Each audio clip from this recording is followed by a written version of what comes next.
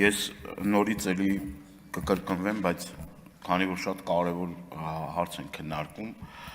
պարոն Խաչատրյան, մենք խնդիր ունենք հասկանալու, թե որքան Լեռնային Ղարաբաղից, Արցախից բռնի տեղահանված մեր քաղաքացիներ չեն ստացել բնակարան, այսինքն այդ հավաստագիրը չեն ստացել,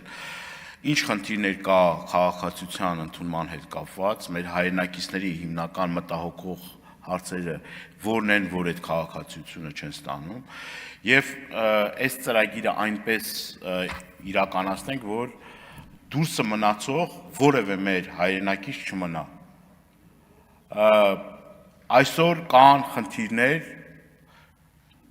ամեն օր մենք նամակներ ենք ստանում, որ մեր հայրենակիցները դու կյանքի բերումով նենց է ստացվել, որ իրենց աշխատատեղը գտել են Երևանում, այլ տեղեր իրենց մասնագիտությունը չեն կարողանում իրենց մասնագիտությամբ աշխատանք գտնել եւ ապրում են Երևան քաղաքում։ Եվ այն ծրագրերը, որ կան, որոնք որ օգնում էին, նպաստում էին, որ այդ մարդիկ վարձը տան, այսօր այդ խնդրի պատճառով հազիվ այդ մարդիկ իրենց ստացած աշխատավարձը գնում է բնակարանային վարձի։ Հիմա այստեղ շատ խնդիրներ կան, մենք 2 րոպեվա ընթացքում չենք կարող քննարկել,